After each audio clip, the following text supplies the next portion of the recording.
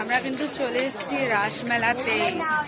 আর মেলায় কিন্তু এখনো সেরকম সেরকম দোকানপাট বসেনি, কিন্তু মদনবাড়ির সামনে কিন্তু প্রচণ্ডই ভিড় রয়েছে।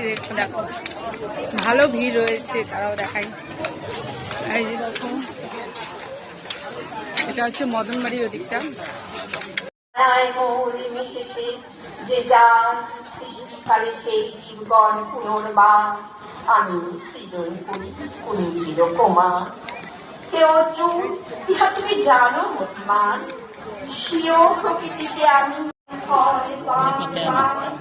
আমি কারণ তার কুমার। মনুষ্য মরে থাকি মানে জানে না করে ভক্তি সহকারে নিত্য নিত্য হয়ে ভজে বা আমারে মরে গেলে চোখে উপাসনা করে নিজের স্বরূপ ফেরে আমার অন্তরে।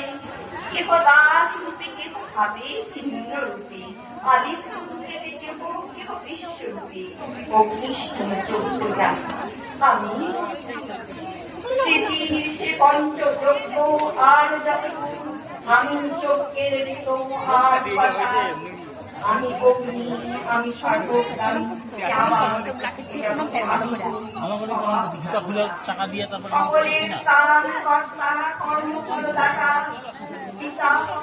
আমি করি অহংকার আমি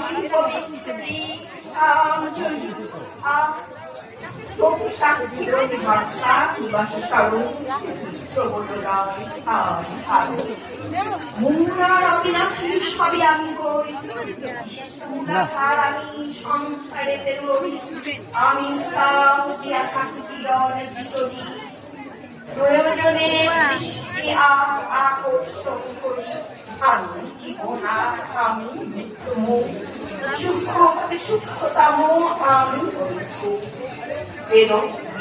সমবায় চটকারি করিয়া স্বর্গের কামনা করে পাপে মুক্ত হইয়া মোর কৃপা লাভ করি স্বর্গলোকে যান মহাসূক্ষ্ম পুরী ভক্ত পায় নানা সর্বসুখ জীবনে পুণ্যক্ষয়ে পুণ্যজন্ম মর্তে আশ্রয় পুনরায় দেহ ধর্ম করিয়া পালন দেখা করে ফল দেখা পাবে অবশ্যই তাকে মুক্তি পাবে। সন্ন্যাস জগতে মুক্ত হয়ে তারপরে পাইতে পারিলে তুমি একমাত্র মনে সর্বভূতে সমভাব জানো যে আমার প্রিয় অপ্রিয় কেবল অপকার ভক্তি ভাবে মনে যারা করে পুজো সে আমারে আমি তাকে সুকৃত বন্ধন। যদি দুরাচার হয়ে ভজে ভজন একাগ্র মনকে করে আমার সাধু সাধু বলে গণ্য তবু হয় সেই জন যেহেতু তাহার কর্ম সাধু আচরণ।